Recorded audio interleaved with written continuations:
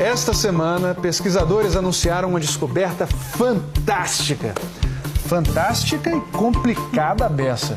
Eles detectaram ondulações no tecido que forma o nosso universo. Esse fenômeno foi previsto pelo alemão Albert Einstein há 100 anos e abre uma nova era para a astronomia. 11 segundos desse som mudaram para sempre a física. O anúncio foi feito quinta-feira passada. Ladies and gentlemen. Senhoras e senhores, detectamos ondas gravitacionais. Gravitational waves.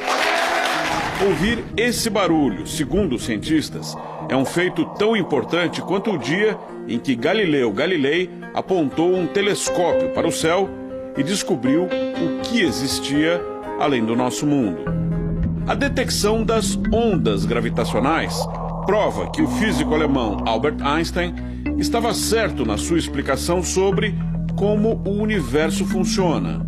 Uma explicação pensada há exatos 100 anos e que batia de frente com as ideias de um outro físico famoso, Isaac Newton. O espaço para o Newton é um espaço plano, rígido e indeformável.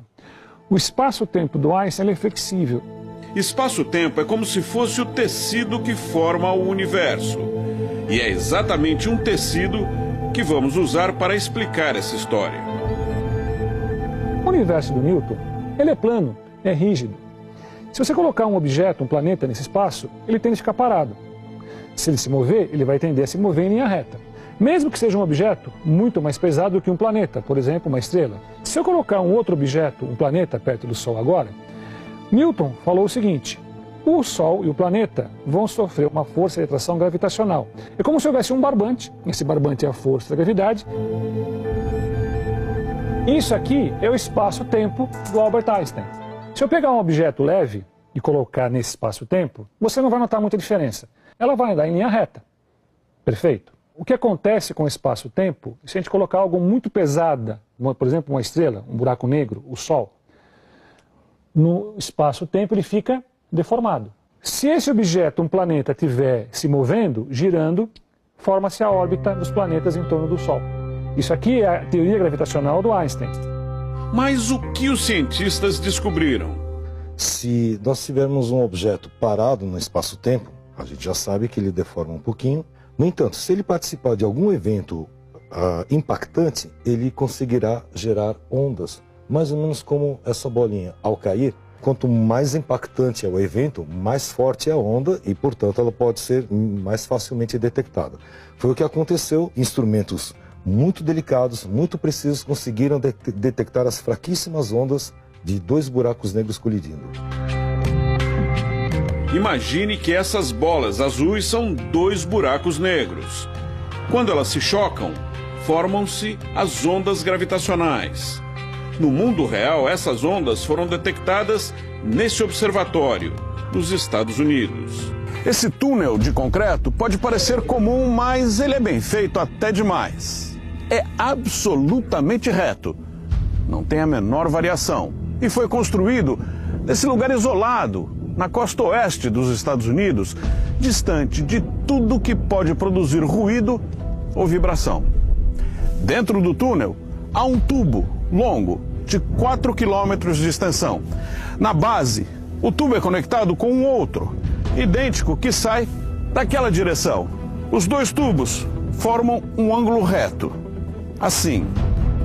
Esse túnel, que parece comum por fora, é o que protege o instrumento de medição mais preciso que o ser humano já construiu. O cientista-chefe Michael Landry nos leva para ver o LIGO, a sigla em inglês para Observatório de Ondas Gravitacionais por Interferometria Laser. Temos que cobrir os sapatos e o cabelo para não deixar partículas no ar. O funcionamento do LIGO não é complicado.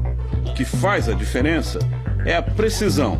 Raios lasers gerados aqui são divididos nas duas direções por um vidro polarizado e percorrem o interior de cada tubo. 4 quilômetros adiante, espelhos super polidos refletem os lasers de volta. Os espelhos nunca se mexem. São os objetos mais estáveis da Terra. Quando o LIGO está funcionando, o resultado normalmente é nenhum. Os lasers percorrem os tubos, são refletidos pelos espelhos e retornam exatamente na mesma frequência. Nada mais acontece. Mas tudo isso muda quando o equilíbrio é alterado por uma onda de força passando pela Terra. Mesmo que a onda seja tão fraca que produz uma vibração ínfima, 1 bilhão de vezes menor do que o diâmetro de um átomo. E foi exatamente isso que o LIGO conseguiu detectar. Uma onda gravitacional causada pela colisão de buracos negros. Fred Rudd, o diretor do LIGO, trabalhou durante décadas para comprovar a teoria de Einstein. Para ele, a onda gravitacional que foi detectada é apenas o passo inicial.